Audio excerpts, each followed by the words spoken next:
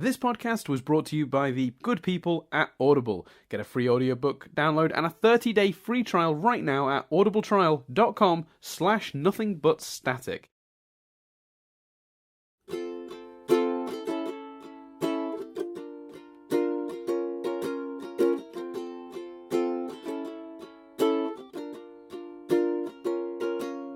Hello and welcome to Stephen University. This week we'll be discussing Jungle Moon. Normally here I'd make some sort of side reference to some other thing to distract us for a couple of minutes when we get to the real thing. But Chris, what happened? What happened this week on the show? Let's get straight to it. Pretty trippy, Dan. It is a little trippy to take in. So Stevonnie crashes onto the ground. And Lars is like, "Hey, you're coming?" And they're like, "We've crashed," which is weird because the last episode ended with Lars screaming their name, but still. So it turns out that they lose communication. The vessel they're in is damaged. Some quite amusing jokes to cover that. Then they're on this Jungle Moon thing.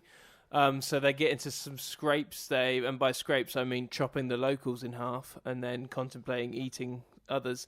There's this big thing that's after them. They make a fort. They conclude that they're going to survive. And at this point, I'm a little meh, to be honest with you. It's because I just there's so much good stuff to dwell on in terms of the gems and stuff. We're on this random planet. We're not with Lars. I was like, meh. So, in the end, she takes shelter in this sort of area. She's not really sure what it is. Sorry, they're not really sure what it is, but they're inside at least. So they get in, and they say, "Have we been here before?" And I'm like, And then they fall asleep. And suddenly they're in this really trippy dream where, first of all, they're at Connie's house. And then they're in the spaceship that it turns out they're in. And then they're talking to Yellow about how they want a colony. And I'm like, ugh, this is a dream sequence. More so when it was at Connie's folks' house, I must admit. More than I was like, oh, I got a dream sequence. It's all weird. And then this voice says, well, what do you want, Pink? Or something like that. And I was like, what? And suddenly I was interested way more. And we get like this sort of flashbacky dream sequence. And seemingly in it, Stevonnie is Pink because they look at a reflection and Stevonnie's like making a fist with their hand. And then we see a reflection of what looks like Pink Diamond making a fist with her hand. And it's all pretty crazy.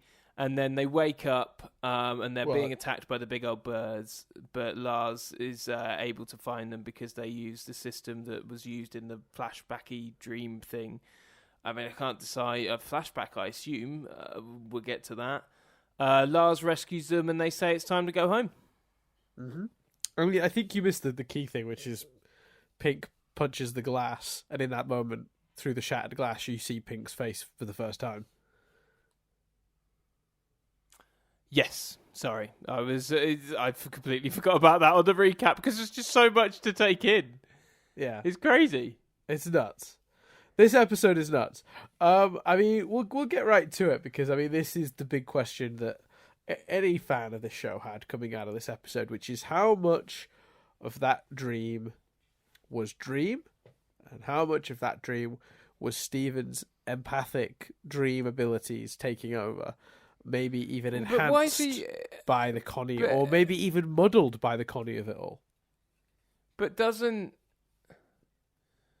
it need doesn't he need to be linking with a person? I mean, historically, he's seen into Blue's dreams, he's seen into Lapis's dreams, he's seen into Kiki's dreams. There doesn't seem to be a fast and loose rule with it. No, but when he's doing the empathic thing and he's like joins up with Lars or sees inside a watermelon, Steven, like he's always, because seemingly, does this come from the ship they're in? Is that what's brought this ability on? It could have triggered memories, I think, very clearly. Yeah.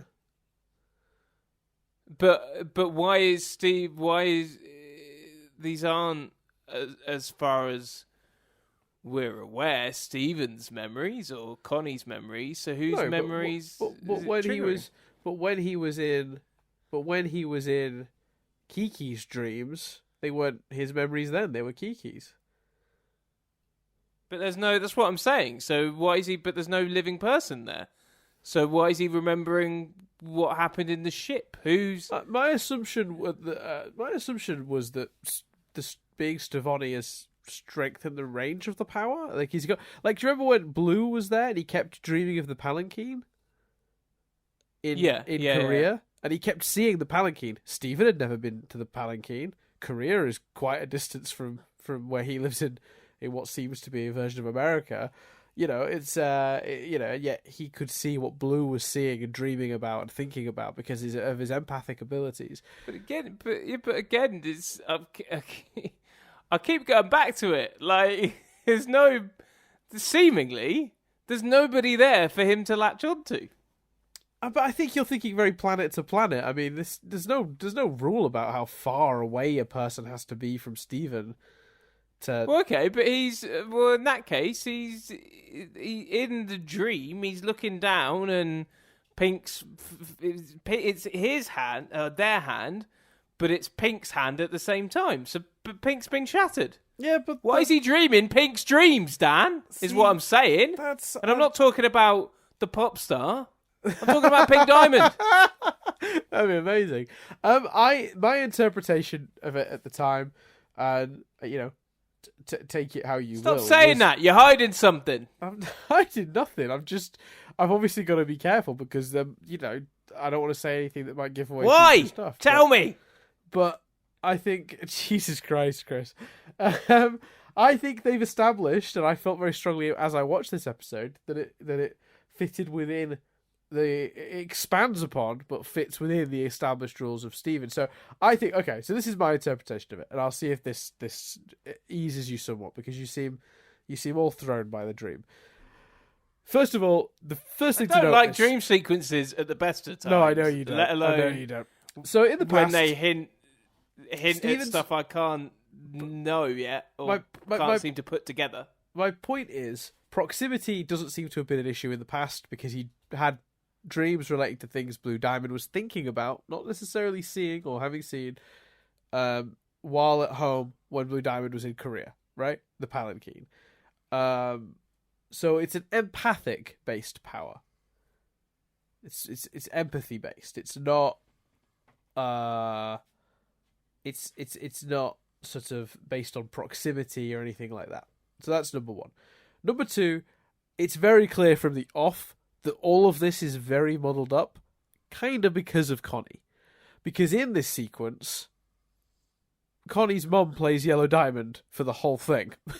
And that is, I mean, that immediately throws into question things like perspective and like many of the elements of the dream. Because clearly a lot of it's kind of muddled.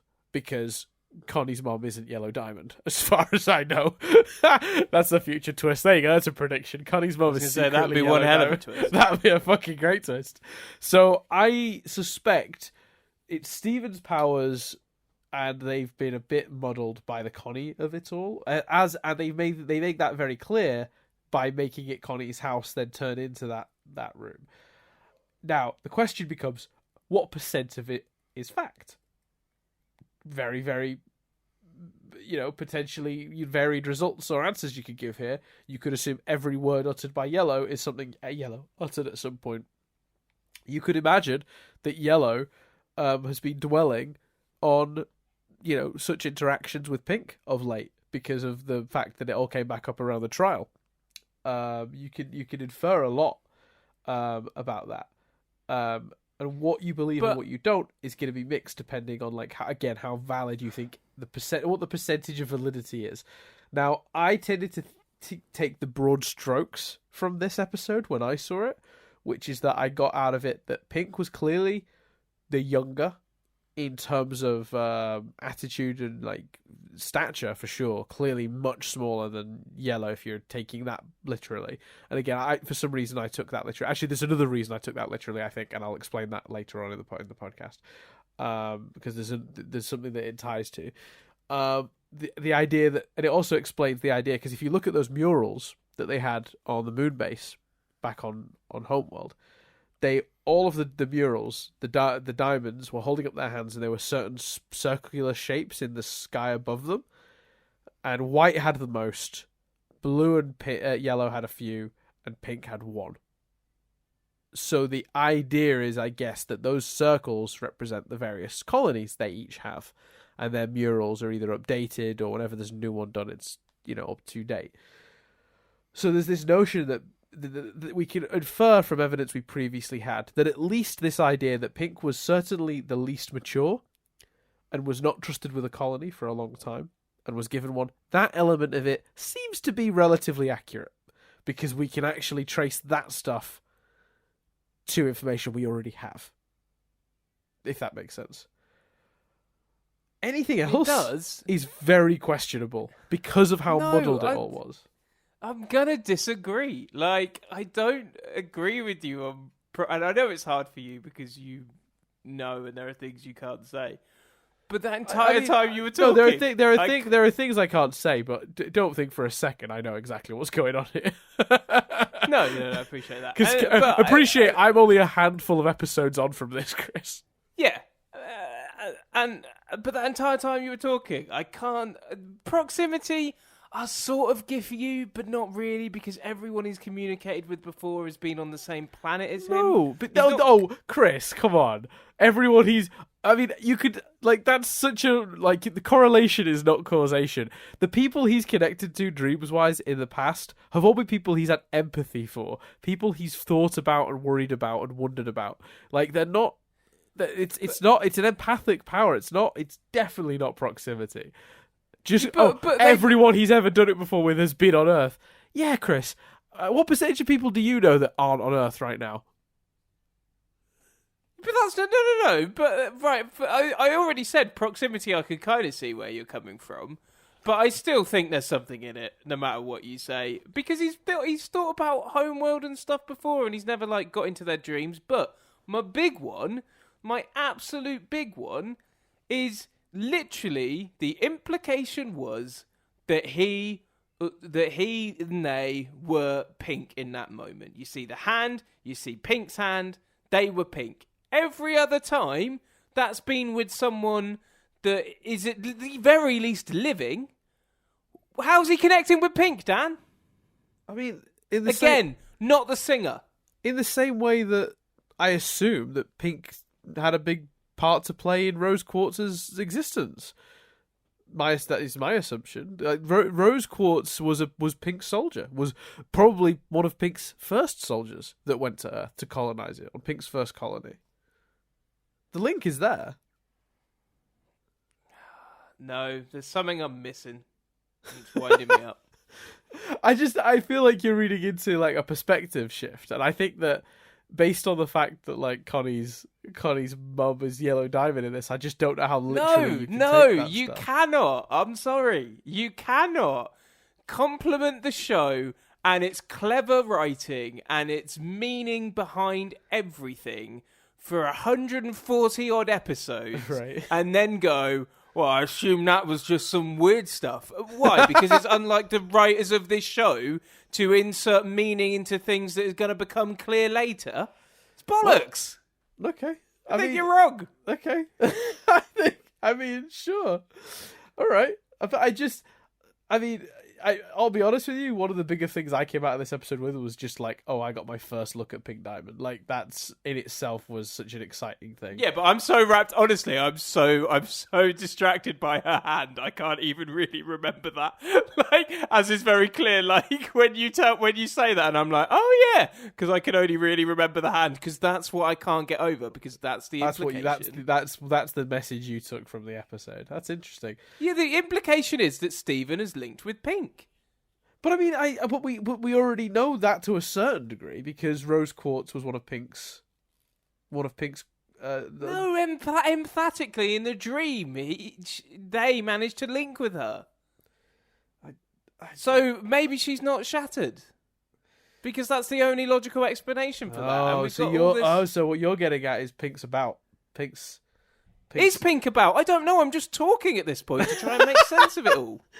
I see what you're saying. So you think that, like, maybe the No, reason I've that, only just come up with that on the spot. But so you're my bigger crux is that he's... So you're sort of saying that the reason yellow or the blue was suggesting that Pink's shattering didn't make any fucking sense is because maybe Pink didn't get shattered, and what you're suggesting. Well, maybe is it's that just the same way that when Blue was in Korea and Steven was seeing things from Blue's perspective, he's seeing things from Pink's perspective now because maybe Pink's nearby or there's something else. Well, no, is he? That's what I'm saying. That's what it must be, because every time he's done it before, right. it's been with someone he knows, or as I said earlier, someone who is at the very least alive, and Pink is meant to be shattered. I'm not necessarily putting a complex theory together. The amount of thought that's got into it is the amount of time it's taken me to say the sentence, well, maybe she's not shattered, because that's the only logic, and I'm trying to put logic to it.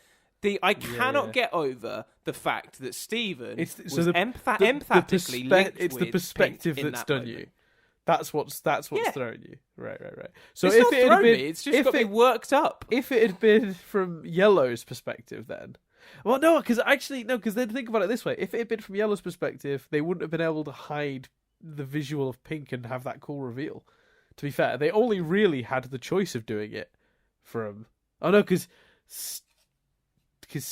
But again, right, so you're saying that the writers have gone, be cool to reveal Pink in this way, wouldn't it? Yeah.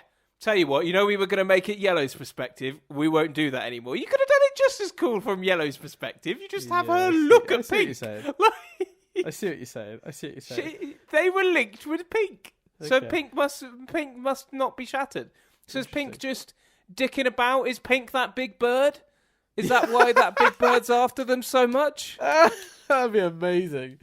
Well, be awful, I mean, there's certainly stuff to think about. I mean, it's an interesting, because honestly, I didn't come out of this episode with those thoughts. Honestly, and that's all I can think about. I know, I can tell. I'm excited to see how it'll play out, because I honestly You know how it will play out. But I don't. This is what I'm being careful because I have seen a handful of episodes ahead of you. But if you think I understand any more than you do what the fuck is going on in that dream, you're out of your fucking mind. I'm 8 episodes ahead? You think they've gotten back to that in 8 episodes? They just spent 6 episodes dicking about on Earth with Steven. Yeah, okay. Yeah. I can't get over that. Okay. I'm going to need to think about that a bit more. And I'm annoyed with myself, because this is you. This is the pressure. You, a couple of weeks ago, with your oh, Chris, you're just really good at theorising, and now I can't put it together.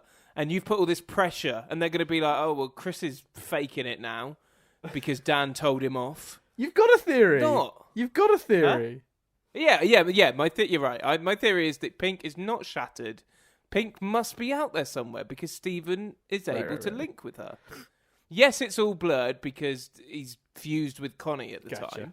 I suppose another comparison would be the time that he sort of got into Lapis's sort of perspective as well, when Lapis was in Malachite.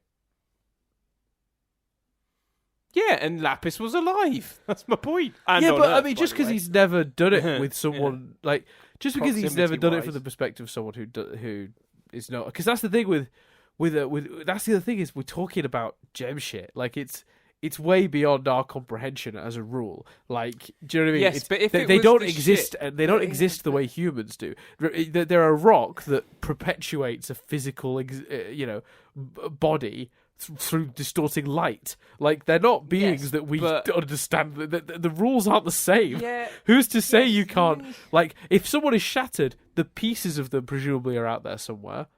Because if Pink is shattered, then those memories come from the fact that Pink was in that spaceship. And yes, perspective that can change. But if you're going to tell me that Steven has the power to emphatically link with not gems, not living things, empathetically link with Yeah, areas. but the concept then, of... I'm not finished. Then he would have done that to learn how to fly. Just to to play devil's in advocate the here, Ruby though. ship. That's assuming that gems physical forms go under the same rules and logic of humans in terms of living and dead. Shattering isn't killing. It's been equated to that on the show, but to be shattered from a gem's perspective, we've seen those shattered. We've seen pieces of shards of gems spliced together to create living creatures and weird things. So yes, but I'm not saying that you're necessarily right or wrong here. I'm simply putting out another perspective that you're going very much on a binary human organic being alive dead situation, and what I'm simply saying here is, let's be honest, we don't know what the difference is to a gem. But if that were to be the case, then I would believe that the shattered pieces of her gem were on that ship, because who's to say they aren't? No. That's what I'm saying, though, because Yeah. the only other explanation is that the empathetic power comes from the ship, and I just think there's been so many other examples where he hasn't shown that power, and it would have been useful. But I mean, I just find it hard to believe they're introducing it now. Let's quickly shuffle to one other thing that I like about this is that you can confirm certain elements of what we see is what happened, because first of all, so the sort of base on that jungle moon overlooking a planet that has been obviously torn apart by the diamonds, the resources ripped from it, very much the fate that was awaiting Earth. And when you remember, there is a moon base that is identical to this, that we've been to twice in the show now, I think, maybe 3 times. And it's designed identically, Chris. There's a big sphere in the middle of the sort of lobby area, a big sort of blank sphere. You go up the sort of spirally stairs. There's a top bit with an observatory, with a chair in the middle and a pad. Now, what's really cool about that, and I hope you appreciate how cool this is, because I love this fact and I'd like to share my excitement about this with you, because I really got a kick out of this when I watched this episode. The one on Earth, or the one on Earth's moon, I should say, is much scaled down. The chair is smaller, the screen is smaller, like Peridot sits in it. It's all smaller. It's quite big for Peridot, but it's still much smaller than the one here.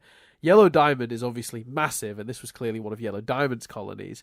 Pink's first colony was Earth. Pink was clearly smaller than Yellow Diamond in stature. Therefore, it's a scaled-down version of it. Yeah, that was awesome. So the continuity, number one, of it being a scaled-down version of the moon base we've already seen is awesome. But what I also love about it is that detail is a thread enough to go, at least some of what we've seen here is accurate. Like, yeah. Does that mean there's a warp pad kicking about somewhere as well? Very possibly. Yeah. That's How cool would that have been as a conclusion? But then that would have begged the question, because the other thing at the end of this, oh yeah, I'm ready to go home. Really? You sure, Stevonnie, that you don't want to take a look around? Maybe ask some further questions to yourself. Have a little explore. For fuck's sake. That's fair. I do love this episode. Stevonnie, the Scout Camp and Girl Guide. What do we think of all that stuff? I thought it was fine. You know what? It didn't go on too long. My worry when I was watching it was like, oh, is this going to be the whole episode? I'm glad it wasn't that. But the length of time they did it for, bit harsh, them just chopping that bug in half. But other than that, fine. Yeah. I don't disagree with you. I think that like it doesn't outstay its welcome, but it's also not my favorite element of any episode of the show. Like I would probably, the episode would probably be improved a percentage if they'd gotten to the sort of like dream sequence quicker and maybe explored some more cool stuff, because I love that dream sequence, and I'm not I'm not necessarily an advocate of a dream sequence. I think a dream sequence, like any storytelling element, can be good or bad depending on its execution, whereas Chris is generally speaking against dream sequences because he doesn't like it when he doesn't feel like he's getting anything out of it, because tangibly whatever the character is learning on there, they could have learned in the real world talking to real people, and like the consequences don't seem... Not the case here, though, it has to be said, because this dream sequence, I feel, gave us information and hints. Well, that's we what weren't going to get any other way. Well, to me, that's why I sort of think sometimes it comes down to execution. Depends how they're done. Um, and I think that here it's done really well. I think there's a weird, eerie vibe to it that feels very authentically Dream. It's the perspective shifts. See, that's why I didn't pay so much attention to it. Honestly, you here rambling on about how it was from that perspective it's not blown my mind, but it's kind of like, oh yeah, I didn't really think of it that way, because from my perspective, dreams are like that. Have you never had a dream where you've been someone different and then your perspective has shifted and then you've sort of become a third party watching the events unfold? Like, that happens to me in my dreams all the time. Probably, but again, like, it's the writers of Steven Universe. Yeah, I see. I Like- 100% see what you're getting at. So, like, for me, I think what's amazing about this episode really is the dream stuff. So, like, the you know, the out being a Girl Scout sort of element of it, as you so put it, like, you know, the sort of survival element of it is less interesting. Mostly because I think these are all characters that work best playing off each other, and they learn the most playing off each other and talking to each other. And I think just sticking one of them out in the wilderness on their own is probably not great for this show specifically. But thankfully it doesn't outstay its welcome. The dream kicks in pretty quick, and the dream is really where it's at. And I think I would have probably got a couple more minutes of dream and a few more minutes less of thinking if I was living in a perfect world. But I again, everything from, like, the way it starts in Connie's house, and then it's fully Connie's mom, and then the perspective shifts, and it's Connie's mom's face and voice, but doing a Diamond impression, but in Yellow Diamond sort of like armor almost. Like, the way that all shifts, it's just so, again, it's very it's like they really understood, like, how dreams sort of shuffle and switch, and it's never, you don't notice it, and it all feels very organic when you're having the dream. It only seems strange once you're awake. Do you know what I mean? Like, it's I think I'm probably quoting Inception by accident there, but like, that is very much what happens in a dream. When you're in it, nothing seems weird. It's fine that you're, you know, the front door of your house leads to somewhere it shouldn't or whatever in a dream, because it's a dream. That's what happens. Like, and this episode captures that weirdness. So to sort of sum up, I think what I'm saying is, like, I think the reason I didn't pick up on it the way you did was simply because of that. Like, it's so authentically Dream to just shuffle perspectives and do weird stuff. And I was admiring how much they were doing that in this episode. But why is it Connie's mum? Is she chosen for a specific reason? I suspect to re-emphasize the fact that these dreams are being unexpectedly adjusted because Steven's fused. Had Steven been on that planet alone, the dreams may have been clearer, I think. But why a mum and not a dad or someone else? Is there a you know what I'm jealous of? I'm jealous because every other time, I know, like, I've got a theory, but there's so much to dissect. And if I was watching this show normally, I would either be about to watch next episodes and maybe that would help, or I would be able to go online, and I can't. And I'm for the first time incredibly jealous that people got to discuss this and I could rewatch it over and over again, but rewatch it and dissect it on Reddit and forums or whatever. Definitely, Like, and I certainly I'm jealous of took that. part. And what was some of that looking like at this point? What's that, sorry? What did that look like? What were people saying? Were people losing their minds? What was 100%. I mean, every frame of this was being analysed and theorised about in a million different ways. Yeah, 100%. I mean, you know, people were like looking at the lines on, like, Connie's mum's face and being like, is that a letter? Is that a message? Like, like, not quite that, but like, it was that, almost that level of, like, obsessing over every frame of this particular dream, and particularly that final image of that very angry sort of Pink Diamond's sort of face. What I think is interesting about this as well, when I watched it, was you can tell the moment that Stevonnie sort of starts playing the role of Pink Diamond more than herself, or their self, I should say. There's a moment when they start becoming a lot more petulant and a lot more, ooh, let me do it. Ooh, I want to see what's going on. What's going on? Like quite irritating almost. And that immaturity is, again, if an accurate trait, and I believed it was an accurate trait of Pink Diamond, I found that endlessly fascinating.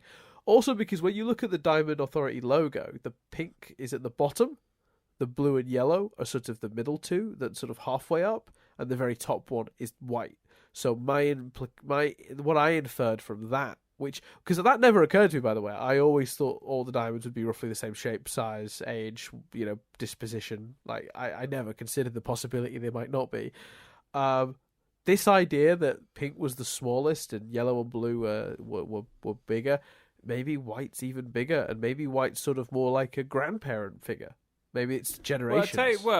As you were talking then, I suddenly, you put the context of pink being like a child, it adds a whole new layer to Blue's mourning, because it's like a mother mourning a child.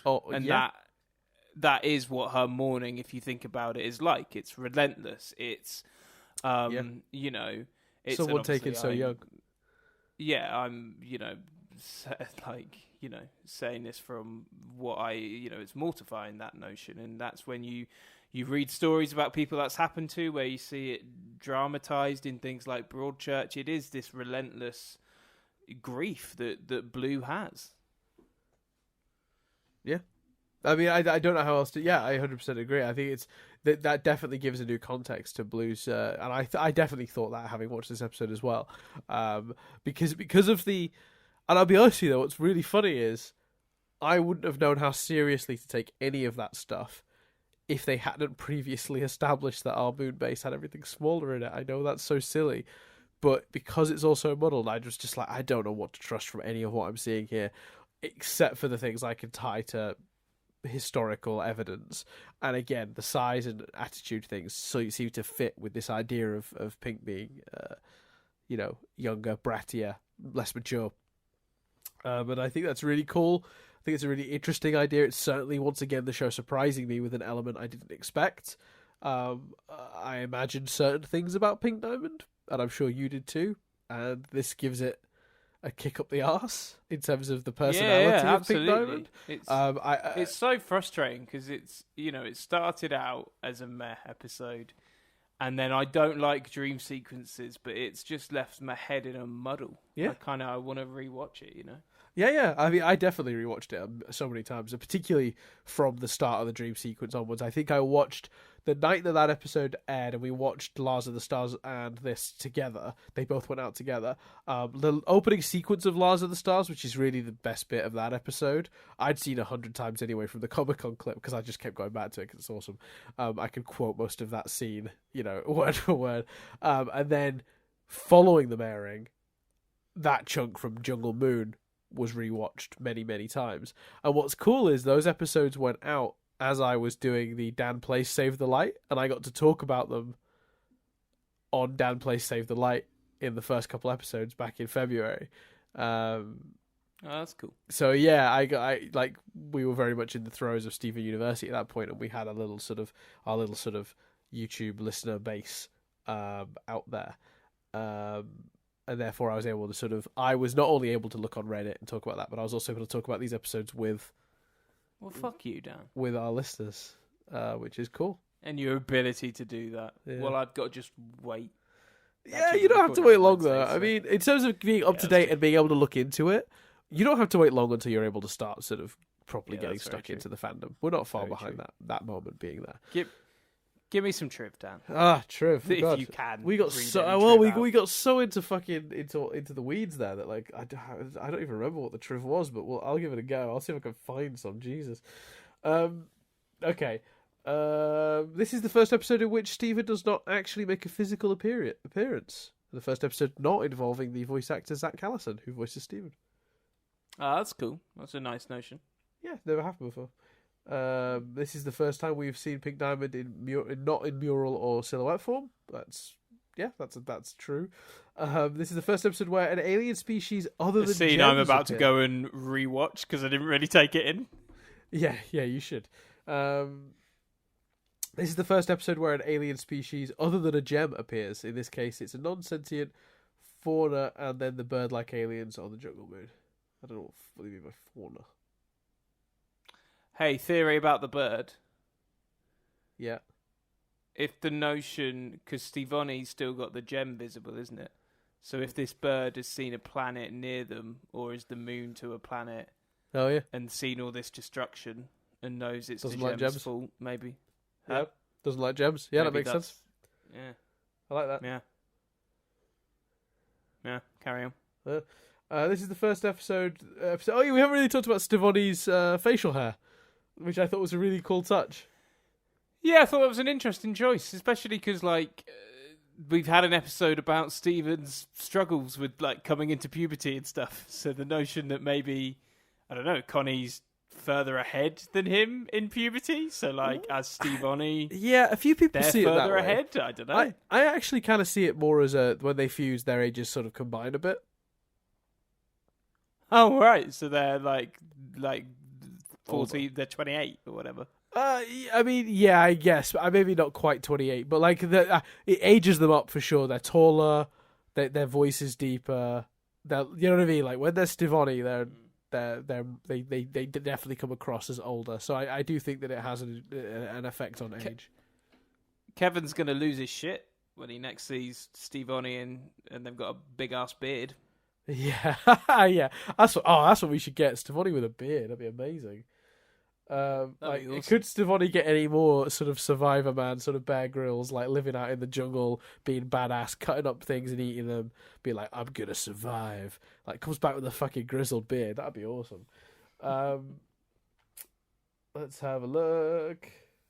Oh, the bird blob creature seems capable of a spin dash attack, similar to the one that Jasper and Amethyst have previously used. I don't think that's a particular. Cool. I think that's just a little animation nod rather than an actual. Yeah, I think so. Those creatures A are somehow deliberate related to echo. gems. Yeah.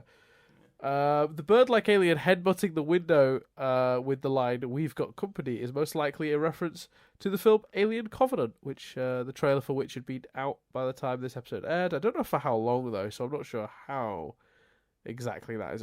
I don't know when this episode was drawn in relation to that trailer, but yeah, very easily could be. Yeah. I mean, in my mind, that's cutting it quite close because I know this episode was animated long before it aired. But yeah, I'd agree. I'd agree with that, but yeah, it could be. It could be possible. Yeah, I wouldn't rule it out, and it does seem like a pretty direct reference. So yeah, we'll see. No, we won't see, but maybe one day someone will confirm it on a podcast somewhere, like one of the crew. I don't know. That's a pretty fine detail of this episode for them to confirm. Yeah, there's more shit you'd want them to talk about from this episode, I'm sure. Yeah, exactly. Obviously, Steven this is in the continuity section. Steven mentions through Stevonnie that he's had dreams about diamonds. That he's having dreams about diamonds again. Obviously, the first time being in Steven's dream when he had dreams from Blue's perspective, seeing the palanquin and stuff like that, and then crying a lot. Connie's survival skills have obviously carried over from Gem Hunt. So that she showed a lot of those skills, and clearly they've copied into Stevonnie, which I thought was cool. Actually, even some of the objects used in that episode have transferred over, such as her frog mug. So some of her survival kit came with Stevonnie in the backpack that was packed for them, I guess. It's pretty cool. That's cool. Cool. Stevonnie obviously references that the Jungle Moon base is like the one orbiting Earth, which was first seen in it could have been great. Yellow Diamond's mural from the moon base orbiting Earth is just like the one in the Jungle Moon base. That's the only one we saw to compare in this episode. And that's it. That looks like it. The last two are nothing points. So yeah, that's the truth. There you go. Wow, yeah. I am... Mine, yeah, I don't know. It's hot. This episode was crazy. I really thought you'd have like a bigger reaction to Lars of the Stars. What, than this? Yeah, I don't know why, because now I think about it, this is obviously pretty cool. Like for me though, it was just like, oh, I got a glimpse of Pink Diamond, but you're like inferring a lot more from it than I did. Yeah, and like I say, it's just all so batshit crazy that I can't. You can't get out of your head. pull it together, and I find that hard. In a Not ca- in a- hard, in a- but I find it more hard that any time a show makes me feel like this before, I've been able to read theories and comments. I think that is part of it, because I think what's frustrating you most, if I'm guessing where the frustration is coming from, Chris, it seems to me that like this is exactly the sort of thing that like a person would normally like look online, and so it's not like, and so it's not even that it's baffled you, it's that it's baffled you and you can't even put it together and like get that sort of closure you can get by talking to other people. Because if you talk to other people and felt their confusion, you'd go, okay, I'm in the same boat, we're all in the same boat here. You'd probably feel a little bit better about it. To be honest with you, it's not getting affirmation on their confusion. I'm not bothered about the fact that I'm confused. It's more You want their intrigue and about what their theories were, and like reading up on what they think's going to happen. It's especially when I've got faith that it will all make sense. Like and this is one of your reasons for wanting me to watch the show. One of my favourite forms of storytelling is when, as I think we've discussed before, certainly the go-to reference is Harry Potter. When you get more pieces and it all makes sense. I love storytelling where you can see that the writers had planned something for 5 years, sure, and you can see that pieces were embedded really early on. That's why I hate storytelling where there's suddenly a secret brother, or like Sherlock's randomly got another sister. Yeah. You know, like, has he? Because that surely would have come up or been referenced.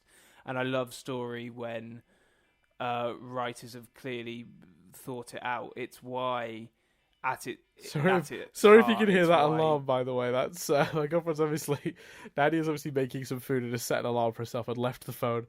I mean, seemingly... I don't think you can hear it, but I'm pretty sure Jess has been mixing something for like 5 minutes as well. Yeah, sorry if you can hear that. Both our girlfriends are preparing food, so we shall go shortly. But like, I think aren't they the best for putting up with the days that we're doing this, where they end up cooking, and it's like they're the best. Oh yeah, because for context, it's like 8 p.m. Like it really, when you eat that late, it really like destroys the evening, because suddenly you eat and then it's bed, but you're full, and yeah. Although I got more bites, so I might need a shower to wash my leg. More bites, not as bad as they were before. But anyway, I don't think we ever talked about that on this podcast. Actually, I got some really bad bites. You did. I've been bitten again. That's what I was going to say. For more information on that, go to nothingbutstatic.co.uk/150 and listen to our statics episode, where I talk about the bites at some point in those 3 hours. Lost. It's why at its heart, Lost was so disappointing, because those fuckers said for 6 years that it was all going to make sense and it all tied together, and then not only did it not tie together, but you couldn't make it tie together by theorizing and chatting about it, as I've been discussing, because so many things contradict. I finally thought of it. I finally thought of an analogy for Lost. Okay, go on. It's a puzzle where none of the pieces were from the same puzzle in the end, so they don't fit together. Like, you could force them together in some ways, but every time you get one piece that fits, you find another piece that doesn't, and then a piece fits, but the image on it doesn't match the image of the piece it's fitted with. So it's like a really frustrating exercise, because every time you think you've started to make progress and put certain bits together, they then don't gel with other bits. Yeah, and the people that like it, like, you might be able, the character section might be fairly full, because they focused a lot on character in that last season, and the people that just wanted to build the puzzle for that section are probably all right, but the rest of us that wanted the complete puzzle were like, huh? But I have so much faith that the Steven Universe writers aren't doing that, so it's exciting. Yeah. So yeah, okay, cool. So there we are. Okay. We are. I mean, how many episodes away from the end now are we? We must be pretty close. Let me quickly look. You bear with me. We are 1, 2, 3, 4, 5. We are 6 episodes from being caught up, buddy. That's crazy. There are 6 episodes. That's 3 weeks. Sorry, 7 episodes. No, 6. Isn't there then a bomb? It's 6 episodes and a bomb that starts IRL this week. Right. So so for context, we're recording this on, what's the date today, Chris? The 2nd? 2nd of July. 2nd of July. and the new first episode of a new bomb airs tonight. So from our perspective of recording this, there are only 6 episodes released. We could, if we were to keep recording and marathon through these through the night, there's only 6 episodes left to discuss. But in reality, it's actually going to be 6. That's 7, 8, 12. So what's nuts about that 12 is what's nuts about that is, and we're not going to do this because as just described, well, 1, it would lead to bad podcasts, and 2, our girlfriends are cooking for us. But what's nuts about that is, it is 8 p.m. our time. Yeah. It presumably will air about 1, 2 in the morning our time. It takes about an hour to record these. So we are now so caught up that we could just keep recording and then watch it in real time. Yeah. That's how caught up we are. Yeah, we could. If we were willing. The podcast quality would suffer, so we won't do that. Yeah, we're not going to do that, obviously. But like, yeah, fact, but that's a that's just for possibility. context of how caught up we are. Although this show airs sporadically, that's probably been the case for a long time. You're absolutely right, Chris, because it would take, if we recorded one, if we didn't stop now at all, if we just did 40-minute episodes right through with 10 minutes to watch each one, we'd be done by 1, 2 o'clock in the morning and then be able to watch the brand new episode. Yeah. Are you staying up or not? No. I might, if I could somehow resist the urge, I might even wait till there's a couple. Wait till... There's there's a couple of them. Oh, yeah, that makes sense. I might do At it. least I wait might do until it you in can watch 2 it with sittings with Nadia. Yeah, I might. What I was thinking doing it is because so it's technically 6 10-minute episodes, because it's 5 episodes, but the final one is double length. So people think some shit's going down in that final one theoretically. Again, at this stage, I don't know. I've seen a trailer that certainly fucking suggests some shit's going down, but these trailers have been misleading in the past. Let's talk about the "What We Really Are" trailer for one of the Steven bombs. I mean, that was fucking ridiculous. So we may just watch we may wait till there's 3 episodes out, watch those, and then the final 2, which is the length of 3, because the final one is a 2-parter, if that makes sense. Mm-hmm. And that way it's 2 sittings, each of 30 minutes in length. But yeah, I'm very excited for this week. We've got new Steven Universe to watch, which is becoming a more frequent thing that I utter out of my mouth as we go forward into the year. Like, we had such a long hiatus, and the gaps between episodes seem to be getting shorter and shorter, which is really cool. It's starting to feel like it's actually on some sort of schedule again. Like, it wasn't that long ago that we got to see the last episodes, which the title of which escapes me at the moment. Can't go back. That was probably only been a month, maybe a little more at this stage. I can't remember exactly when that aired, but yeah, so it's cool. We're in the throes of it, Chris. It's very exciting. Yeah, man. Definitely. So yeah, I'm excited to see where we get from here. We probably will end up doing that bomb as a bomb, just because we've done every other bomb. That's a daunting prospect from a recording perspective. But, it would be a shame to fuck up on the last bomb. Do you know what I mean? Yeah. Just you're in Japan, aren't you, for like 3 weeks? So we've got to work all that out, but we'll work it out. Yeah, we'll try and do it. It's going to be tricky, but we'll figure it out. We will figure it out. So cool. I guess that's everything for this week. Unless you've got anything you want to add, Chris? I don't. What about the hand, Chris? What about Pink Diamond's hand? No kidding. I'm gonna go rewatch that. Depending on the stage in which dinner is ready. Again, thank you, Jess and Nadia. I'm gonna rewatch that Pink face. What you eating? We're having baked potato. We've got, now that we have the house, you find that like you do things that you just because like you can. So we've got a board on the fridge which says Monday, Tuesday, Wednesday, Thursday, and it's got on there if I'm recording, or if we're out or people around and stuff. And very intriguingly, today for dinner it says breaded chicken on pasta. I'm not really sure what that. Well, I mean, I'm sure what I'm picturing is what we are going to eat. I was going to say that's very much sounds like you're going to get what it says on the tin, which is not a bad thing. Yeah, but it's not a combination I've particularly come across before, so I'm intrigued. I'm excited. What are you having? Baked potato. Nice, cool. with There we go. Let's with, get to it. with likely with beans and cheese. It's a straightforward one this evening, but it's a good one. Cracking. Hopefully with there isn't the final episode. Taskmaster hasn't aired yet, has it? So frustrating because they for some reason waited a week. So irritating, isn't it? But that's a separate issue. Is that what that was? So Yeah, it's meant to be out logically last week, but it's just not appeared till the 4th of July, I believe it airs. So that's 2 days. That's a bummer. So instead, we're going to continue. Although watching the sometimes second season of Glow, which you've been. It's worth checking though, because sometimes it appears on the app before it airs. So because it airs this week, it might be on the app. It's literally when we sit down for dinner, it's the first thing I'm going to check. Right. Gotcha. Yeah, I mean, we've been watching it along with it this year, which is the first time we've done that in a while. So I'm excited for the final of that. But we've also been watching Glow, enjoying Glow. Yeah, I could never get into it. So, but I'm happy you're enjoying. Series but me and Nadia are really liking it. Yeah, it's good. I think Yeah. Nadia likes it more than I do. Fair play. Anyway, we we're go. rambling. Thank you very much, guys, for listening. We will speak to you. Oh God, I've not looked up the name of the next episode. I can't remember off the top of my head what the next episode's called, Chris. That's really bad, isn't it? I think it's Your Mother Look it up, and Mine, maybe. Yeah, it is. Oh, cool. Wow, I saw these episodes so recently. That is really scary. Okay. Yeah, that's everything for this week. I've been Dan Doolan. I've been Chris Billingham. And we'll speak to you next time as we discuss Your Mother and Mine.